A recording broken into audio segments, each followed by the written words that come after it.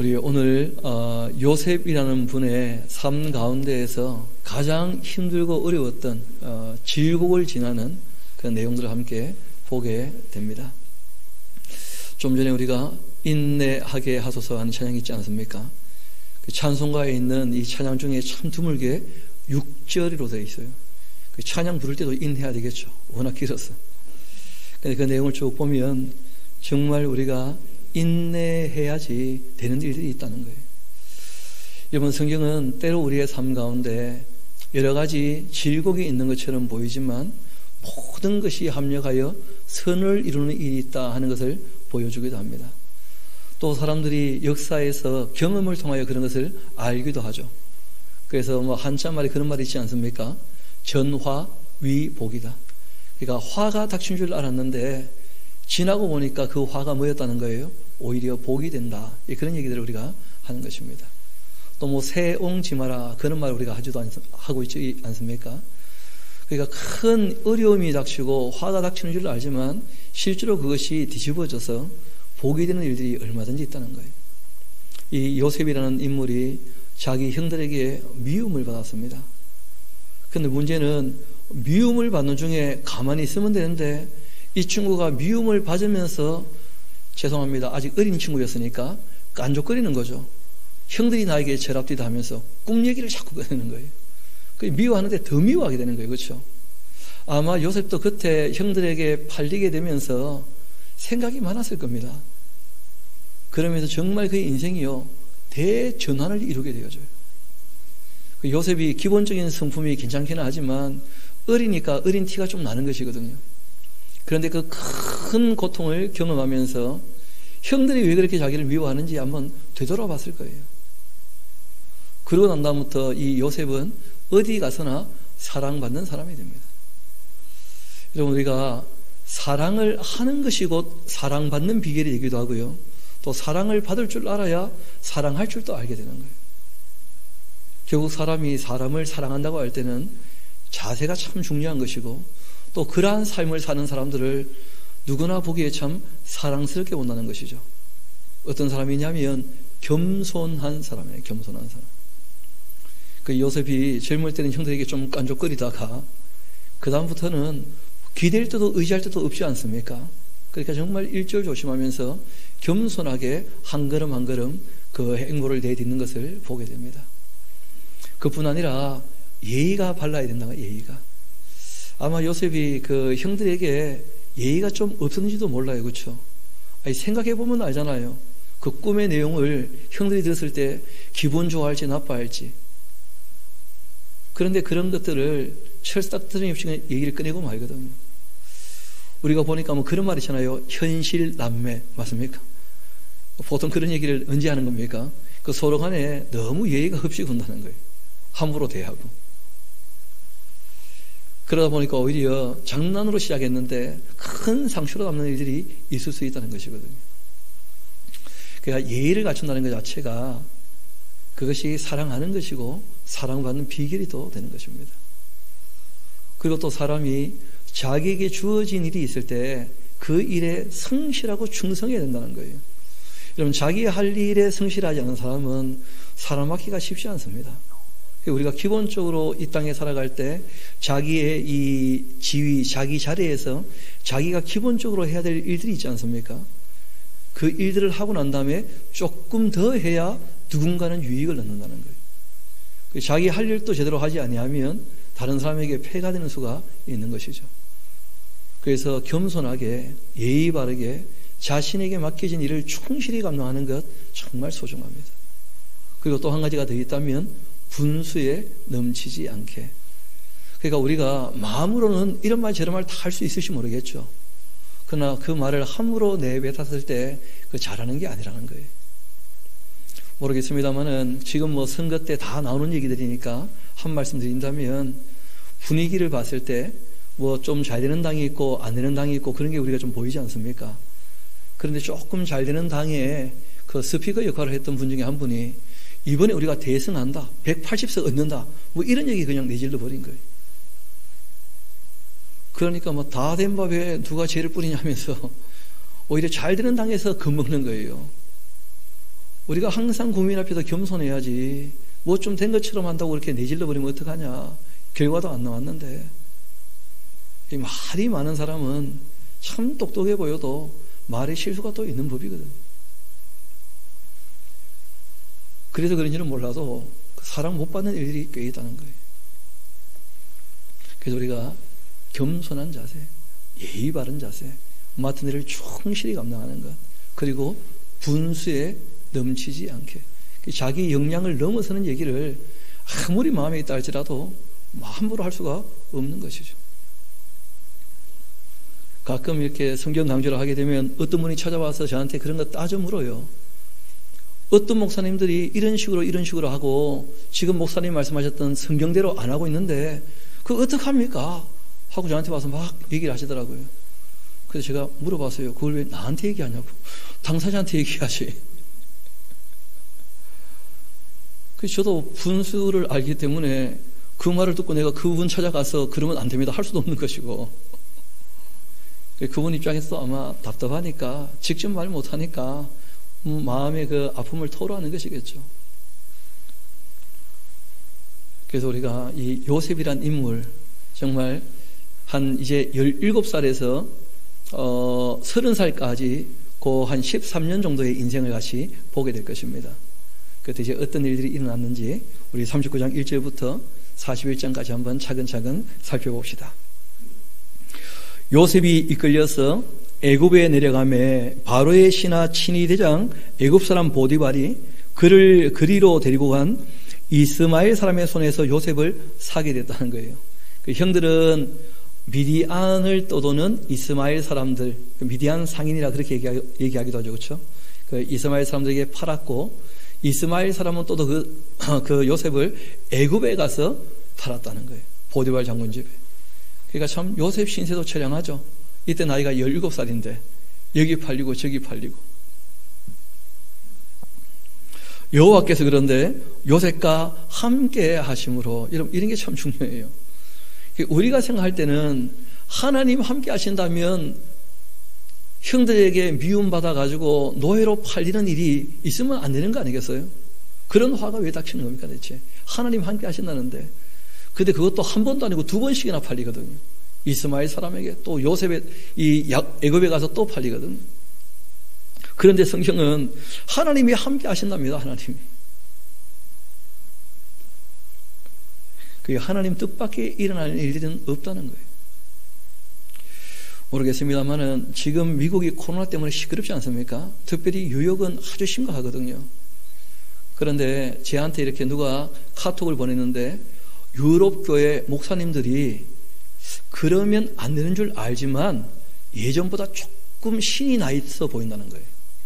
그게 뭐냐면 여태까지는 회개하라 할 때 안 먹혔는데 요즘은 회개하셔 하니까 사람들이 통곡을 한다는 거예요. 정말 우리가 죄인이구나. 뭐한테 조 터지니까 마음이 좀 낮아진 모양이네. 그러면 그 유럽교회 목사님들 설교를 좀 보냈더라고요. 보니까 회개하라 하는 그 내용으로 설교한 내용들을 이어봅시다. 2절 여호와께서 요셉과 함께 하심으로 그가 형통한 자가 되어. 여러분 이 형통이란 말은 우리말로 만사 형통할 때 그 뜻대로 다 이루어진다는 뜻이거든요. 그런데 우리가 보통 형통이란 말을 쓸 때는 자기 뜻대로 다 이루어지는 것을 얘기하는 거예요. 그런데 성경이 얘기하는 이 찰나라고 하는 말은 좀 다릅니다. 그게 뭐냐면 앞으로 한 걸음 더 나아가게 한다, 그런 뜻이에요. 그러니까 달리 표현하게 되어지면 하나님의 뜻을 이루기 위하여 한 걸음 한 걸음 앞으로 나아가게 한다, 그런 의미로 쓰인 단어예요. 찰나라고 하는 이 단어는. 그러니까 우리말로 그냥 형통이라는 말을 쓰게 되어지니까 평소 쓰던 말처럼 쓰게 되는 거 아닙니까? 실제로 이 형통이라는 말도 마찬가지입니다.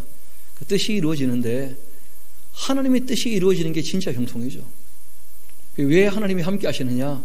요셉을 통하여 이루시고자 하는 하나님의 뜻이 있으시다는 거예요. 근데 아직 그 뜻을 요셉은 잘 알지 못하죠. 요셉이라는 사람이 참 사랑받는 사람이고 성품이 괜찮기 때문에 하나님께서 그 요셉을 들어 지금 쓰시는 거예요. 그래서 그 걸음을 이제 인도하시는 겁니다. 이어봅시다. 그뿐 아니라 그 주인이 여호와께서 그와 함께 하심을 보며 또 여호와께서 그의 범사에 형통하게 하시는 것을 봤다는 거예요. 그 요셉이 일하는 거 보니까 진짜 신통방통해. 왜냐하면 모든 게 형통하거든요. 라임이 좀 맞습니까? 그러니까 야, 하나님이 함께하는 사람이다, 그렇게 얘기를 한 겁니다. 그래서 요셉이 그 주인에게 은혜를 입어서 섬김에 그가 요셉을 가정의 총무로 삼았다, 그렇게 얘기합니다. 이게 성경에 잘 안 나오는다는데 총무라고 하는 것, 실제로 총무 파가드라고 하는 이 말은 무슨 말이냐면 모든 것을 계산하는 사람, 집에 모든 재물을 관리할 수 있는 그런 입장이 되었다는 거예요. 여러분, 그런데 이때가 나이가 20살이에요. 그러니까 17에 잡혀와서 2년, 3년 얼마나 성실히 일했는지 애굽의 총리가 요셉에게 모든 걸 맡긴 거예요. 집안의 모든 재산을, 재물을. 그리고 너가 좀 관리를 하라, 그렇게 했다는 거예요. 자기 소유를 다 그 손에 위탁을 했고, 그가 요셉에게 자기의 집과 그 모든 소유물을 주관하게, 관리했다는 거예요. 관리하게. 주인이 위탁을 해서 관리하도록. 그렇게 한 때부터 여호와께서, 이러면 중요한 얘기죠, 여호와께서 요셉을 위하여 그 애국 사람의 집에 복을 내리심으로 여호와의 복이 그 집과 밭에 있는 모든 소유에 미치게 되었다. 여러분, 실제로 하나님께서 이 보디발 장군 집에 복 내리신 이유가 요셉 때문이었다, 그런 말씀하셔요. 요셉을 위하여. 참 놀라운 얘기 아닙니까? 이 바라기는 저도 여러분도 뭐 어찌어찌 하다가 어디서 어떤 일을 하게 됐는지는 모르겠지만 우리가 일하는 자리에서 하나님께서 우리의 삶을 보시고 우리의 주변의 모든 사람에게도 복 내려주시기를 소망합니다. 그것이 우리가 살아가는 삶의 방법이나 내용이 되어야 되겠죠. 보디발 장군이 모든 일을 요셉에게 맡기자 그때부터였다. 그때부터. 이제는 요셉 개인의 문제가 아니고 하나님이 요셉을 통하여 하실 일이 있기 때문에 요셉을 위해서 보디발 장군 집에 그 밭에 모든 소유에 복 내려주었습니다. 주인이 그 소유를 다 요셉의 손에 위탁을 하고는 자기가 먹는 음식 외에는 간섭하지 않았다는 거예요.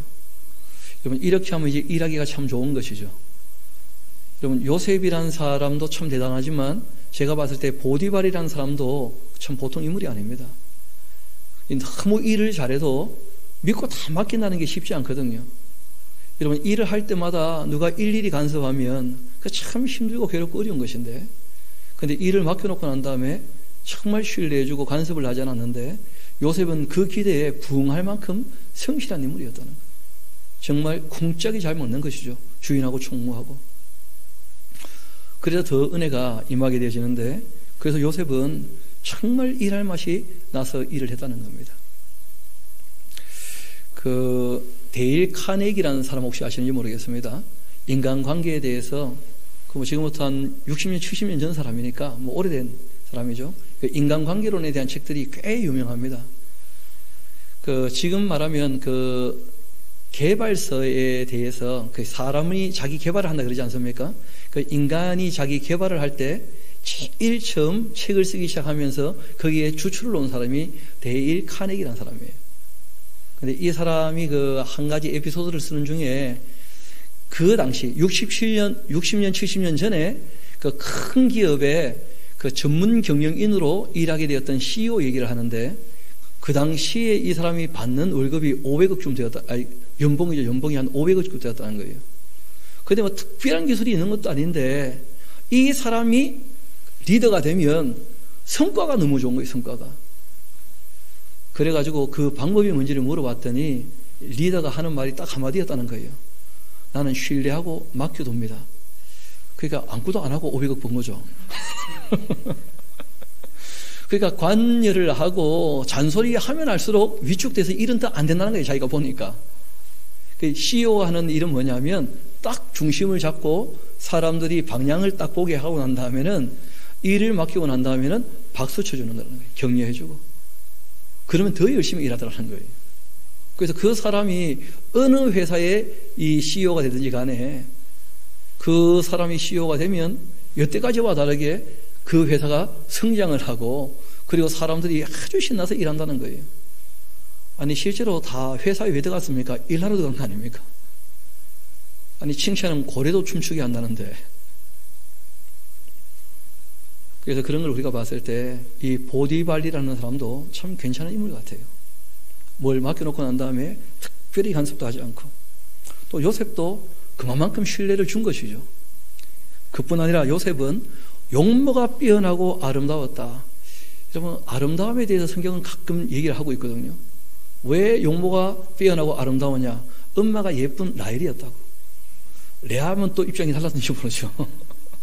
뭐 그런 얘기예요, 그냥. 그 후 그 주인의 아내가 요셉에게 눈짓하며 동침하기를 청해요. 그러니까 남자가 예뻐도 문제라, 그렇죠? 이때 이제 요셉은 20살 청년이고 보디발 장군의 아내는 나이가 50 훨씬 넘었을 텐데, 요셉이 거절하며 자기 주인의 그 아내에게 이르되 내 주인이 집안의 모든 소유를 간섭하지도 않고 다 내게 위탁했는데 이 집에는 나보다 큰 이가 없고 주인이 아무것도 내게 금하지 아니하였도다. 금한 것은 당신뿐이니 당신은 그 아내임이라. 그런즉 내가 어찌 그 악을 행하여 하나님께 죄를 지으리요 하면서. 여러분, 그 요셉의 자세가 참 괜찮지 않습니까? 그러니까 이분은 애굽에 지금 총부가 되어 있으면서도 누구를 바라보고 일하는 거예요? 아니 보통 사람 같으면 어떻게 했습니까? 내가 하나님을 믿었는데 어쩌다 이 꼴이 되었나? 노예가 되어가지고 이게 무슨 꼴인가? 그렇게 원망하고 불평했을 텐데, 여러분 또 그 세월이 짧은 세월이 아니잖아요. 노예로 2년 넘었는데. 그런데 그 20살 청년이 하나님께 오히려 감사하며 자기 있는 자리를 자족할 줄 알면서, 받아들일 줄 알면서 하나님께 오히려 영광을 돌리고 하나님을 늘 생각하는 거예요. 내가 하나님 앞에 범죄해서는 안 되는 것이다. 이게 요셉의 자세였다는 거예요. 요셉을 보면서 참 놀라운 것이 그런 거예요. 우리는 뭐 좀 안 되면 하나님께 원망하기 십상인 사람들이 가끔 있거든요. 하나님이 요셉을 귀히 보시는 이유 중에 하나가 그런 거예요. 이어봅시다.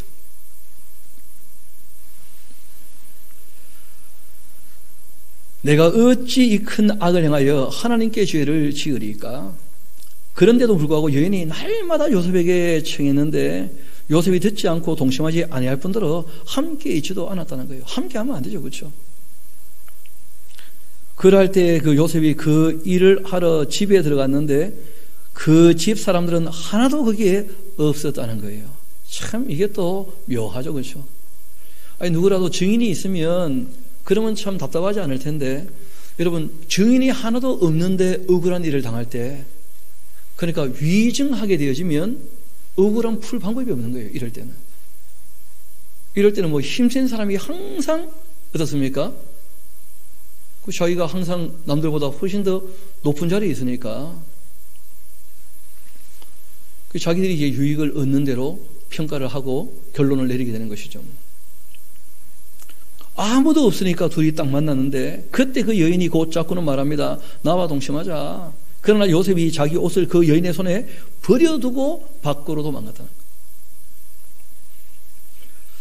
그 여인이 요셉이 그 옷을 자기 손에 버려두고 도망하여 나감을 보고서는 그 집, 여인의 집 사람들을 불러서 그들에게 이런 말합니다. 보라, 주인이 히브리 사람을 우리에게 데려다가 우리를 희롱하게 하는도다. 그가 나와 동침하고자 내게로 들어오므로 내가 크게 소리를 질렀더니 그가 나의 소리를 질러 부름을 듣고는 그 옷을 내게 버려두고 도망하여 나갔느니라. 모르겠습니다. 누가 믿겠습니까, 그 말을? 그런데 이 여자가 자기 지위를 이용해가지고 거짓말을 하면서 모든 사람에게 어떻게 보면 음포를 얻는 거예요. 내가 했던 말 들었지? 이거 말고 딴 말하면 죽는다. 딱 그렇게 못을 박아버린 거예요, 그냥. 그러니까 아무도 요셉을 어떻게 합니까? 변호할 수 없는 거예요. 실제로 본 사람도 아무도 없고, 또 사람의 감정이라는 것이 조토편인데 실제로 어떤 일이 그런지 아무도 모르잖아요. 아무도. 그러니까 권력 있는 사람이 이런 거짓말을 한번 해버리니까 더 이상 뭐 어떻게 번복될 수 있는 방법이 없는 거예요. 이어봅시다. 그 옷을 곁에 두고 자기 주인이 집으로 돌아오기를 기다렸는데 이 말로 그에게 말하여 이르되 당신이 우리에게 데리고 온 히브리 종이 나를 희롱하려고 내게 들여왔으므로 내가 소리질러 불렀더니 그가 그 옷을 내게 버려두고 밖으로 도망하여 나갔나이다 하면서 자기 남편에게 고여졌다는 거예요. 제가 보니까 이 여자 너무 뻔뻔해요. 그렇죠? 그러니까 이 여자는 자기 남편을 사랑하는 게 아니고 자기 남편의 지위를 좋아하는 것 같아요. 이 여자는. 근데 제가 보니까 드라마는 아직 보지는 못했지만 소식을 들어보니까 아침 드라마 내용이 대부분 이런 거 아닌가 싶어요. 남편은 부유하고 여자는 한량이 돼가지고 이런저런 문제를 일으키고 다니는, 아니면 또 남자가 돈 많아가지고 이런저런 문제를 일으키고 빠밤 하면서 혼의 자식 꼭 나오고 뭐. 하여튼 뭐 복잡한 이야기, 옛날부터 있었던 얘기라다.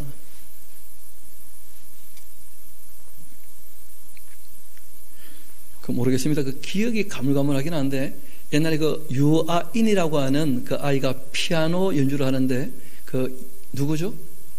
김미애 씨인가? 희애. 김미애 그 제목이 뭐죠? 드라마? 예? 미화? 아, 밀회.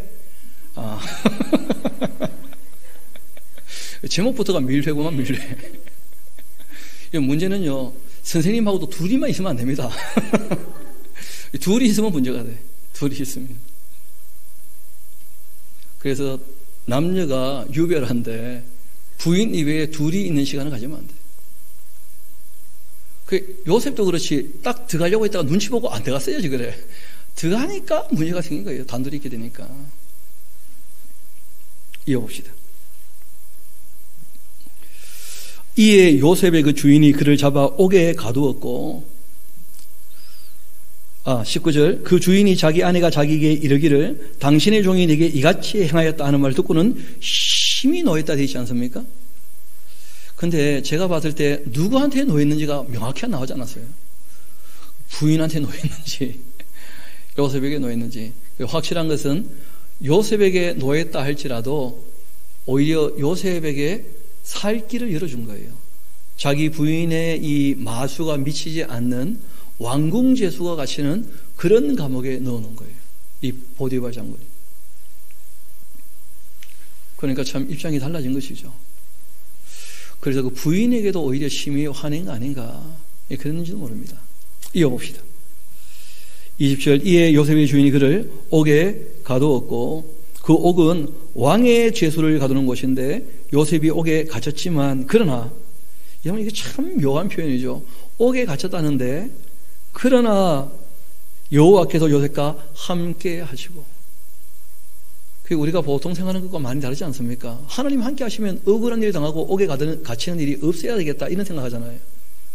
그게 우리의 생각이라는 거예요. 성경은 하나님의 생각, 내 생각은 너희와 심히 다르다.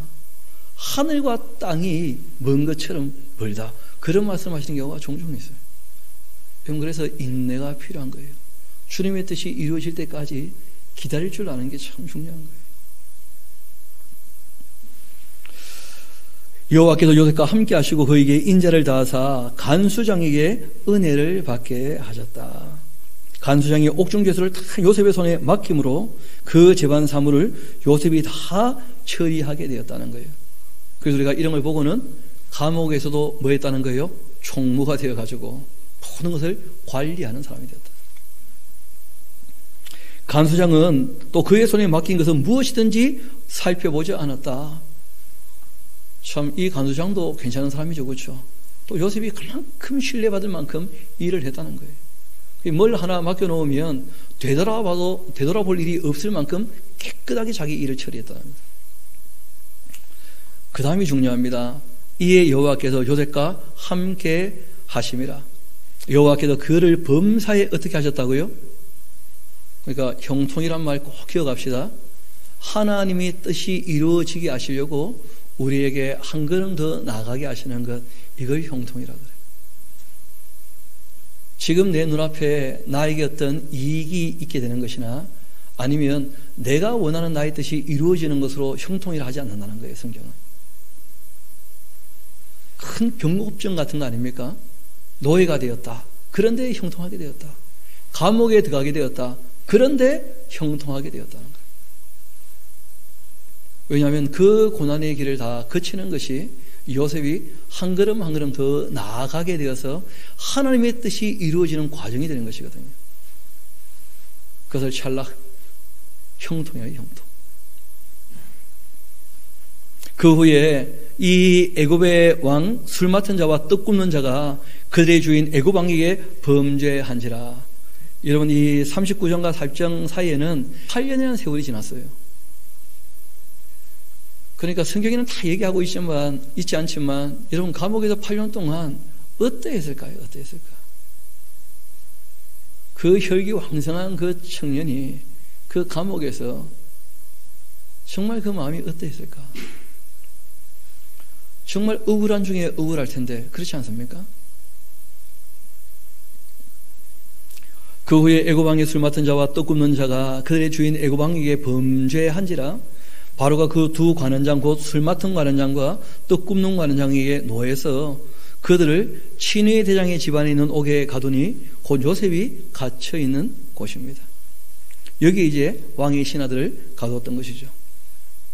친위 대장이 요셉에게 그들을 수종들게 했고 요셉이 그들을 섬겼고 그들이 갇힌 지 여러 날이 지나게 됩니다. 그 옥에 갇힌 이 애굽 왕의 술 맡은 자와 떡 굽는 자 두 사람이 하룻밤에 꿈을 꾸었는데 문제는 내용이 각기 달랐다는 거예요.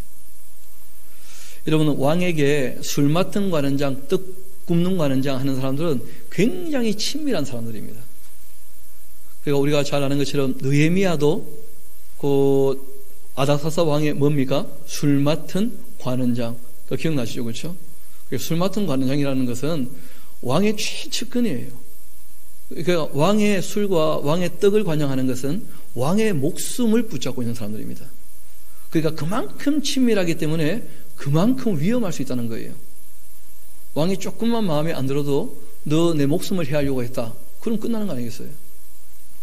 그래가지고 이제 문제가 생겨서 감옥에 들어왔던 모양인데 6절 봅시다. 그 아침에 요셉이 들어가 보니까 그들에게 근심하는 빛이 있어요. 그래서 요셉이 그 주인의 집에 자기와 함께 갇힌 바로의 신하들에게 물어봅니다. 어찌하여 오늘 당신들의 그 얼굴에 근심빛이 있습니까? 그들이 그에게 이르되 우리가 꿈을 꾸었는데 그러나 이슬을 해석할 자가 없도다. 그 다음 아주 중요한 얘기를 합니다. 요셉이 그들에게 이르되 해석은 내가 잘합니다. 그런 식으로 얘기 안 한다는 거예요. 해석은 하나님께 있습니다. 요셉은 항상 누구를 앞에 내세워요? 하나님을. 그렇기 때문에 요셉을 통하여 일이 잘 되어지면 누가 영광을 받게 됩니까? 하나님께서. 이게 요셉의 삶이었다는 거예요. 요셉이 전도하는 방법이기도 하죠. 하나님께서. 그 해석은 하나님께 있지 아니하나이까 청컨대 내게 한번 말씀해 보십시오. 술 맡은 관원장이 그 꿈을 요셉에게 말했는데 이르되 내가 꿈에 보니까 내 앞에 포도나무가 있고 그 나무에 3개 가지가 있던데 싹이 나고 또 꽃이 피고 포도송이가 익었고 내 손에 바로의 잔이 있기로 내가 포도를 따서 그 즙을 바로의 잔에 짜서 그 잔을 바로의 그 손에 들였노라. 요셉이 그에게 이르되 그 해석은 이러합니다. 그 해석이 나온 거예요. 왜냐하면 요셉이라는 분이 그 어릴 때도 꿈을 가볍게 여기지 않죠. 꿈을 꾸면 형한테 얘기하고 아빠 엄마한테 얘기하고. 그러니까 이 술 맡은 관원장, 떡 굽는 관원장이 꿈 꿨다니까 꿈요? 아, 내 관심 많은데. 그래 왔는 모양이 보니까. 그래서 하나님께 그 해석을 다 하나님께서 해석을 해준다 말씀하시고는 본인이 이제 그 해석에 대해서 어떤 감동이 있었던 모양이죠. 3가지는 사흘입니다. 지금부터 사흘 안에 바로가 당신의 머리를 들고 당신의 그 전직을 회복시킬 거니까 당신이 그 전에 술 맡은 자가 되었을 때 하던 것 같이 바로의 잔을 그 손에 드리게 될 것입니다. 문제는 14절인데요. 우리 같이 한번 읽어봅시다. 시작. 당신이 잘 되시거든 나를 생각하고 내게 은혜를 베풀어 내 사정을 바로에게 알려 이 집에서 나를 건져줘서. 이유가 있죠. 나는 히브리 땅에서 끌려온 자인데 여기에도 옥에도 갇힐 일을 행치 않은 사람입니다. 그러니까 요셉이 바람이 생겼어요. 여러분, 아무리 하나님이 함께 하시고 형통해도 그는 하나님 입장에서 하시는 말씀이고요. 고생은 요셉이 바가지로 하고 있거든요. 그러니까 요셉은 빨리 여기서 나가고 싶은 거예요. 그러니까 참 좋은 기회를 맞이한 것처럼 보이지 않습니까? 꿈을 꾸었고 하나님이 해석을 주셨는데 정말 그 일이 하나님께서 꿈꾸게 하신 대로 이루어진다면 나를 좀 생각해 주시라. 여러분, 알고 보니까 술 맡은 관원장 꿈이 누구 때문에 꾼 꿈이냐면 요셉 때문에 꾸게 된 꿈이에요. 왜냐하면 이게 이제 기회가 되어가지고 요셉이 실제로 2년 후에 풀려나게 되거든요. 그렇지 않습니까? 그러니까 우리가 봤을 때는 이 포도주를 맡은, 술 맡은 관원장이 꿨던 꿈처럼 보이지만 실생은 요셉을 위한 꿈이에요. 요셉을 위한 꿈. 그리고 또 술 맡은 관원장에게 확실하게 하려고 이제 한 가지 일이 더 있는 것이죠. 떡 맡은 관원장은 꿈꾸고 꿈대로 돌아가셨다니까요. 이어봅시다. 떡 굽는 관원장이 그 해석이 좋은 것 보고는 요셉에게 말합니다. 나도 꿈에 봤는데 흰떡 3강주리가 내 머리에 있고 또 맨 윗강주리에 바로를 위하여 만든 각종 구운 음식이 있었는데 새들이 내 머리에 그 광주리에서 그것을 먹더라 하면서 막 술 맡은 관원장 해석이 너무 좋으니까 자기도 좋은 해석을 기대하고 얘기를 했는데 요셉이 대답합니다. 이르되 그 해석은 이렇습니다. 새 광주리는 사흘인데 지금부터 사흘 안에 바로가 당신의 머리를 들고 당신을 나무에 매달 건데 새들이 와서 당신의 고기를 뜯어 먹게 될 것입니다. 아이고 참 흉측한 꿈이죠. 그렇죠? 그리고 그 꿈에 대한 해석이 나오게 된 거예요. 아니나 다를까 제3일 바로의 생일이 되었습니다. 바로가 그 모든 신하를 위하여 잔치를 베풀 때 술을 맡은 그 관원장, 떡 굽는 관원장에게 그 신하들 중에 머리를 들게 했더니 바로의 술 맡은 관원장은 전직을 회복하며 그가 잔을 바로의 손에 받들어 드렸다는 거예요. 그러나 떡 굽는 관원장은 매에 달리게 되었고 요셉이 그들에게 해석한 같이 다 되었는데 이런 그 23절의 표시를 좀 해놓으십시오. 아니 술 맡은 관원장이요 요셉을 기억을 못하고 잊었다는 거예요. 여러분 사람이요 깜빡깜빡 한다는 거예요. 잊지 않아야 될 건데 그렇죠? 저도 어제 그 대전에 이제 강좌가 있어가지고 갔다가 내려오는 길에 그 딸을 하고 같이 내려왔거든요. 제가 운전하기 조금 피곤해서 도와달라 할 마음도 있고 해가지고 본인도 뭐 집에 와 있고 싶다 해서. 근데 문제는 이제 어디서 어디까지 운전할 건가 얘기를 해줘야 되잖아요. 그래서 이제 요 다음 휴게소. 근데 그 휴게소 이름이 어디지? 그 생각이 안 나는 거예요. 청도 휴게소인데. 아니, 내가 늘 거기 많이 들렀던 곳인데도 생각이 잘 안 나는 거예요. 아까 전 찬송하다가도 제가 하나, 둘, 셋, 넷 왜 했겠습니까? 제가 그 소프라노 하다가 테너 한번 해볼까 하다가 잠깐만 아이고 놓쳤어요. 아이고 옛날엔 그런 일 별로 없었는데 깜빡깜빡 하는 거예요 사람이. 참 이 술 맡은 관원장도 너무하죠. 그렇죠? 아니 요셉의 그 해석대로 다 되었다면 요셉이 부탁을 했잖아요. 날 좀 기억해달라고. 나 억울하다고. 근데 참 사람이 화장실 올 때 나갈 때 다르다고. 자기가 급할 때는 꿈에 대해서 그렇게 물어보고 막 관심 갖더니 자기가 편해지니까 다 까먹어버렸어요. 그냥 남은 생각도 안 나요. 그냥. 그러고는 41장 봐요. 만 2년이 흘렀다는 거예요. 참 세월 잘 가죠. 그렇죠? 여러분 제가 봤을 때 아마 이 2년이 요셉에게는 가장 괴롭지 않았겠나 싶어요. 왜냐하면 내일 나간다는 생각을 하고 지금 기다리고 있거든요. 술 맡은 관원장이 조금만 얘기해주면 자기는 되잖아요. 왕의 친구인데 그 자기는 정말 억울한 사람이고 사실 확인만 해보면 쉽게 되는 것이니까 그렇게 생각하면서 곧 나가지 않겠나고 기다리고 있는데 아무 소식이 없어요. 그러기를 얼마였다고요? 2년. 하루 이틀도 아니고. 이 2년 동안 얼마나 마음 졸였겠는가. 여자분들은 모르겠습니다만은 뭐 이해가 될지는 모르겠는데 군대 가본 사람은 조금 이해가 돼요. 군대 가본 사람들은. 그러니까 휴가 나가기 전에 날밤을 새고 있다가 야 내일 휴가다 하는데 코로나19 때문에 못 나가 봐봐요. 그 얼마나 속이 상하는지. 여러분, 우리나라에서 가장 전투력이 높은 사람이 누구냐? 휴가 나갔던 병장을 소집했을 때 군인들 마음이 그런 마음이 있다는 거예요. 아니, 누가 면회 오기로 했다는데 그걸 기다리고 있는데 면회를 안 와봐봐요. 그러면 그 주말은요 너무 긴 거예요. 너무 길어. 그런 일들을 경험해 보면 좀 마음이 헤아려지는데, 적은 나이도 아니거든요. 지금 28, 29, 30 이렇게 이제 되어가는 과정이거든요. 또 바로가 이제는 꿈을 꾸었습니다. 알고 보니까 술 맡은 관원장이나 떡 맡은 관원장이나 바로가 꾸는 모든 꿈은 요셉을 위한 꿈이에요. 요셉을 위한 꿈. 이런 꿈과 이런 꿈의 해석을 통해서 이제 요셉이라고 하는 사람이 총리에까지 이르게 되는 그 과정을 우리에게 쭉 보여주고 있는 거예요. 남들이 보기에는 큰 화가 미친 줄 알았는데 실상은 그 모든 일이 끝나고 난 다음에 총리가 되었다는 거예요. 10년 동안 감옥에서 격리가 되었던 것이 괴로움이 아니었고 그 후에 총리가 되었다는 거예요. 이어봅시다. 만 2년 후 바로가 꿈을 꾼 적 자기가 나일 강가에 서 있는데 그 보니까 아름답고 살진 7암소가 강가에 올라와 갈밭에서 뜯어먹고 있더라. 그 뒤에 또 흉하고 파리한 다른 7암소가 나일 강가에 올라가서 그 소와 함께 나일 강가에 서 있는데 그 흉하고 파리한 소가 그 아름답고 살진 7소를 먹은지라 바로가 곧 깨었다는 거예요. 여러분 깜짝 놀라지 않습니까? 그럼 소가 소를 잡아먹습니까? 안 잡아먹습니까? 꿈에 그 꿈이 희한한 거죠. 꿈이. 그 일전에 라디오를 이렇게 찾아가면서 듣고 있는 중이었는데 라디오에 이제 그 MC가 뭐라고 하느냐면 여러분의 꿈을 같이 나눕시다 하고 이제 한 꼭지를 맞는 거예요. 그래서 사람들이 이제 문자를 보내거나 전화를 해서 자기 꿈 얘기를 하는 거예요. 그때 어떤 사람이요, 자기 너무 요상한 꿈을 꿨다는 거야.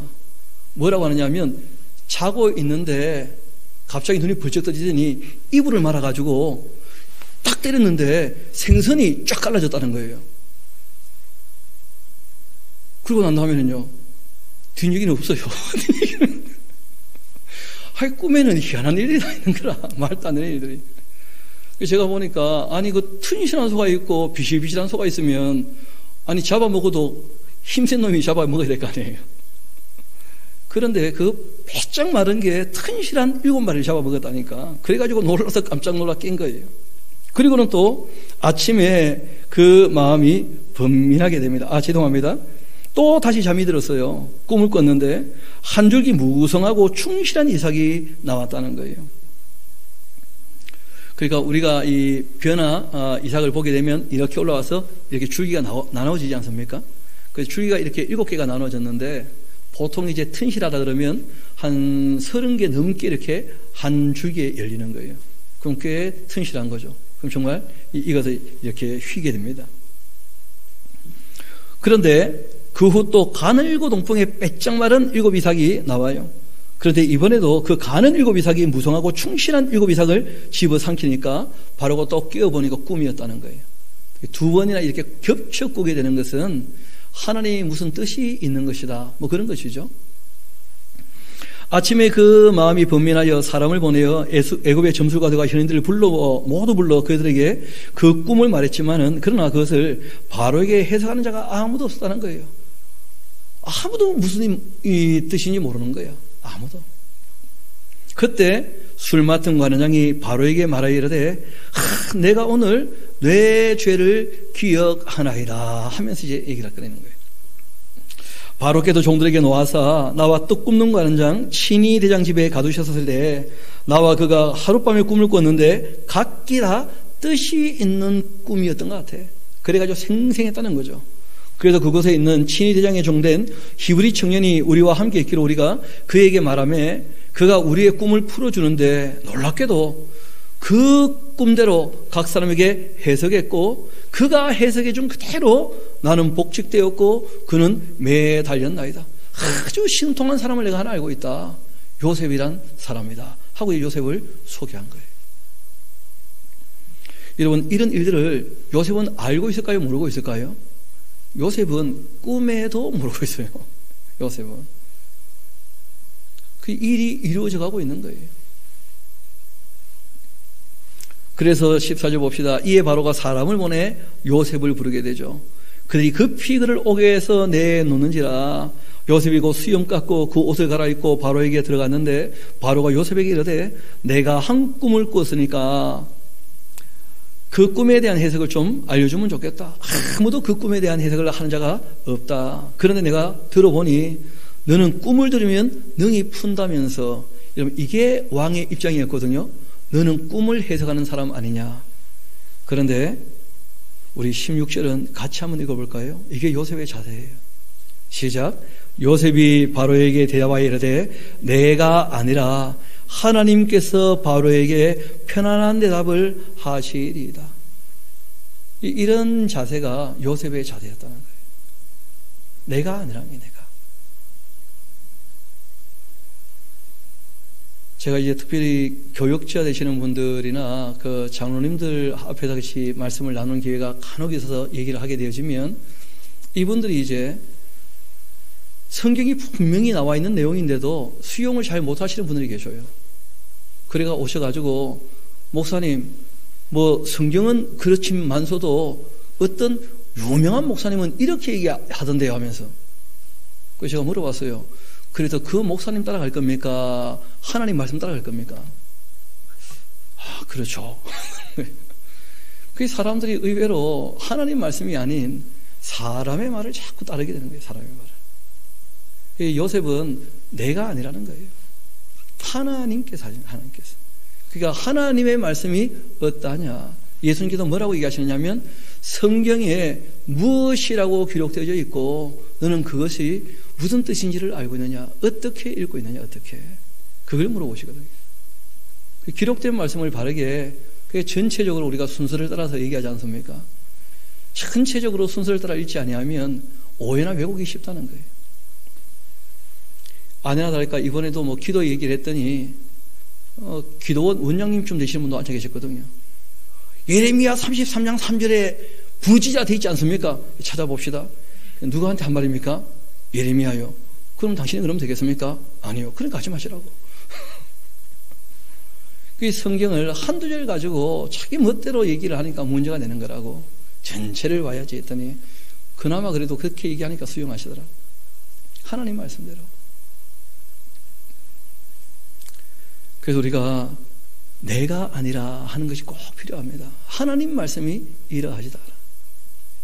요셉이 얘기하는 것도 꿈의 해석은 자기에게 있는 것이 아니고 하나님이 꾸게 하신 꿈이라면 누가 해석하시는 거예요? 하나님께서 해석해 주실 거라는 거예요. 한번 봅시다.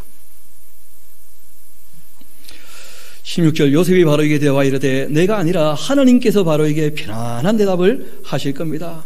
바로가 요셉에게 이르되 내가 꿈에 나일 강가에 서서 그 봤더니 아주 살지고 아름다운 일곱 암소가 나일 강가에 올라와 갈밭에서 뜯어먹고 그 뒤에 또 약하고 심히 흉하고 파리한 일곱 암소가 올라오니 그같이 흉한 것들은 애굽 땅에서 내가 아직 보지 못한 것이었는데 그 파리하고 흉한 소가 처음에 일곱 암소를 먹었으나 먹은 듯 하지도 않고 여전히 흉하더라. 내가 곧 깨었다가 또 꿈을 꿨는데 한 줄기에 무성하고 충실한 일곱 이삭이 나오고 그 위에 또 가늘고 동풍에 마른 일곱 이삭이 나왔는데 그 가는 이삭이 좋은 일곱 이삭을 삼키더라. 내가 그 꿈을 점술가에게 말하였지만 그러나 그것을 내게 풀이해 주는 자가 없다 하면서, 여러분 그 꿈을 얘기하는 거 보니까 진짜 생생한 꿈인 거예요. 여러분 보통 개꿈 같으면 쉽게 까먹지 않습니까? 근데 이 바로가 꿨던 꿈이 진짜 생생한 꿈이에요. 읽어가는 중에 여러분 살찌다 하는 말이 나오죠. 여러분 살찐이 맞습니까? 살진이 맞습니까? 둘 다 맞습니다. 살진하게 되지면 살쪄 있는 상태를 얘기하는 것이고요. 살찐하게 되지면 지금도 찌고 있는 거예요. 우리가 살찐 사람이면 조금 뺏어오고 살찐 쪽으로 나가는 쪽으로 좀 관리 하면 좋겠죠. 그 예전에 읽어보니까 이 발음이 좀 그래서 굉장히 인상이 남았어서요. 살찌다. 살찌다. 그래가지고 사전 찾아봤더니 그 해석들이 그렇게 되어 있더라고요. 25절 봅시다. 요셉이 바로에게 이르되 바로의 꿈은 하나다 하나. 두 번 꿈을 꿨지만 똑같은 내용입니다. 하나님이 그가 하실 일을 바로에게 보이시는 것입니다. 하나님의 어떤 계획을 보여주시는 거라는 거예요. 일곱 좋은 암소는 7회고 일곱 좋은 이삭도 7회인데 그 꿈은 하나라. 그 후에 올라온 파래하고 흉한 7소는 또 7년이고 동풍에 말라 속이 빈 7 이삭도 또 7년입니다. 내가 바로에게 이르기를 하나님께서 그가 하실 일을 바로에게 보이신다 함이 이것인데 온 애굽 땅에 7의 큰 풍년이 있게 될 것이고 그 후에 또 7해 동안은 흉년이 되게 될 텐데 애굽 땅에 있던 풍년을 다 잊어버리게 되고 이 땅이 그 기근으로 망하게 될 것입니다. 그러니까 미리 말씀하신 이유는 흉년에 망하지 말고 풍년 때 뭐 하라는 거예요? 준비를 하는 거예요. 준비를. 풍년 때 준비를 잘 놓게 되면 이후에 닥칠 흉년을 어떻게 할 거라는 거예요? 잘 막아낼 수 있을 거라는 거예요. 그래서 미리 말씀하시잖아요. 미리. 여러분 이제는 이런 것을 꿈으로 얘기하실 필요가 없는 것이 이미 계시가 끝난 거예요. 그렇죠? 잘 아시는 것처럼 기쁜 날이 오면 즐거워하고 공고한 날이 오면 자기를 되돌아보는 이 두 가지를 하는 게 항상 병행케 하실 거예요. 우리가 살아갈 때에도 좋은 날이 있게 되어지기도 하고 힘들고 어려운 날이 있기도 합니다. 때로는 풍성한 날이 있기도 할 것이고 빈곤한 날이 오기도 한다는 거예요. 그런데 좋은 날이 왔을 때, 풍성한 날이 왔을 때, 또 우리 같은 경우는 항상 하나님 말씀을 읽고 듣고 배울 수 있는 기회들이 있을 때 그때 저장을 해둬야 된다는 거예요. 저장을. 왜냐하면 그러지 못할 때가 반드시 온다는 거예요. 반드시. 앞으로 무슨 일이 어떻게 벌어질지 아무도 모르거든요. 그래서 우리에게 풍요롭게 주실 때 잘 저장해 두도록 성경이 부탁을 하시는 것인데 이때 있었던 이 사건은 놀랍게도 이것 때문에 이 야곱의 모든 후손들이 애굽에 들어와 살게 되었고 그리고 이제 애굽에 들어와 살게 되어지면서 이 사람들이 이후에 이스라엘 나라를 만드는 토대가 이루어지는 거예요. 여기서 자손이 아주 번성하게 되어서 하나님께서 시나리오를 이미 다 짜고 계셨던 거예요. 사람이 다 알지 못해서 그런 것이지. 여러분 하나님의 가장 큰 시나리오가 있거든요. 오늘 우리가 함께 살폈던 것처럼 하나님이 인류 역사를 운영하셔가지고 주님의 몸된 교회를 만드신다는 거예요. 그리고 천국을 이루어 가실 거라는 거예요. 그 과정 가운데 여러 가지 우여곡절이 있을 수도 있고 심지어는 천국에 순교자가 해야 될 역할이 따로 있기 때문에 이 땅에서는 하나님을 잘 섬겨서 억울하게 죽는 일들도 일상다반사로 있을 거라는 거예요. 얼마든지. 그 순교자의 수가 차야 되니까. 그게 하나님의 원대한 계획을 우리가 알고 있다면 과정 가운데에서 실족할 필요가 전혀 없다는 거예요. 다시 본문으로 돌아오도록 합시다. 32절 바로께서 꿈을 2번 겹쳐 꾸신 것은 하나님이 이 일을 정하셨습니다. 하나님이 속히 행하시리니 이제 바로께서는 명철하고 지혜 있는 사람을 택하여 애굽 땅을 다스리게 하시고 바로께서는 또 이같이 행하사 나라 안에 감독관들을 두어가지고 그 7의 풍년에 애굽 땅의 모든 5분의 1을 거두어서 그들로 장차 올 풍년의 모든 곡식을 거두고 그 곡물을 바로의 손에 돌려 양식을 위하여 각 성읍에 쌓아두게 하소서. 아니 방법은 본인이 다 얘기해 놓고는 뭐라고 얘기합니까? 누군가를 세워서 이렇게 하시면 좋겠습니다. 참 놀라운 책이죠. 왕 앞에 굉장히 겸손하고 예의 바르게 얘기를 끊으면서도 그 왕이 마음 상하지 않게 자기 능력까지 딱 보여주는 거예요. 자기가 이런 일이 있을 때 준비할 수 있는 사람인 것을. 그러자 그 다음 이야기를 한번 봅시다. 이와 같이 그 공부를 이 땅에 저장하여 애굽 땅에 임할 7회의 흉년을 대비하시면 땅이 이 흉년으로 말미암아 망하지 않게 될 것입니다. 하나님께서 망하기를 원치 않기 때문에 미리 보여주셨다는 거예요. 그 일은 있을 것이고 바로와 그 모든 신하가 이 일을 좋게 여긴지라 바로와 그 신하들에게 이르되 이와 같이 하나님의 영에 감동된 사람 영혼에 주셔놓으셔야겠죠. 왕이 딱 보자 요셉이 자기를 안내어 세우고 항상 누구를 앞세웁니까?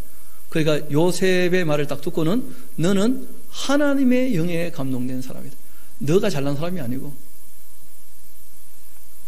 게다가 또 이 당시에는 아주 신화가 많았던 그런 시대였으니까 요셉의 그 얘기를 듣자 왕이 어떻게 보면 큰 감동을 경험한 거예요. 그래서 너처럼 하나님께 감동된 사람이 없으니까 요셉에게 한마디 하죠. 39절. 하나님이 이 모든 것을 너에게 보이셨으니 너와 같이 명철하고 지혜 있는 자가 없도다. 너는 내 집을 다스려라. 왕이 한마디 하는 바람에 요셉이 총리가 된 거예요. 여러분들 실상은 인사 원칙에는 이런 게 없는 겁니다. 근데 이렇게 된 이유가 있습니다. 나중에 이제 우리가 드러나게 되는 사실인데 이때 바로 왕의 나이가 10대 초반이에요. 그러니까 30인 요셉이 봤을 때 자기 아들처럼 여길 수 있는 정도의 나이대였다는 거예요.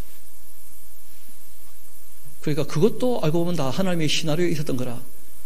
앞뒤 분간 못하는 철없는 애를 바로 왕으로 세워가지고 들어보더니 아이고 아저씨가 총리하세요. 고래가 총리가 된 거예요. 그래가지고 너무 철이 없어서. 그러니까 참 하나님의 시나리오가 기가 막힌 거예요. 어떻게 보면. 한번 봅시다. 너는 내 집을 다스리라. 내 백성이 다 너의 명령에 복종하리니 내가 너보다 높은 것은 내 왕자뿐이다. 바로 또 요셉에게 이르되 내가 너를 애굽의 온 땅의 총리가 되게 하겠다. 이 총리라고 하는 말은 그 총무하고는 좀 다르죠, 그렇죠? 살리트라고 하는 말은 지배자, 통치자 그런 의미예요. 그러니까 바로 왕 바로 다음 되는 통치자예요. 그러니까 이거는 너무 파격적인 것이죠. 아니 감옥에 있던 히브리 노예를 2인자로 삼으면 어떡합니까 대체? 그것도 꿈 해석 한번 했다고. 그 너무한 거죠 어떻게 보면. 근데 그런 일이 벌어진 거예요. 꼬마들의 특성이죠. 꼬마는 조금만 지나면요 전부를 줘버려. 그냥 전부를. 이어봅시다. 그리고는 자기 인장반지를 빼어 요셉의 손에 끼우고 그에게 세마포 입히고 금사슬을 이 목에 걸고. 여러분 이 애굽의 금사슬은 영화를 보면 아실 거예요. 이게 사슬이 아니고요 이렇게 두껍습니다. 그러니까 꽤 돈이 되는 겁니다. 그렇게 이제 요셉을 높인 겁니다. 2인자가 된 거죠. 자기에게 있는 그 버금술에 으뜸 다음이 바로 버금 아닙니까? 그렇죠? 2인자를 삼았대. 2인자를 버금술에 그를 태우고 무리가 그의 앞에 소리 지르기를 엎드리라 그렇게 하라. 바로가 그에게 애굽 전국을 다스리도록 그렇게 했다는 거예요. 총리가 되었어요.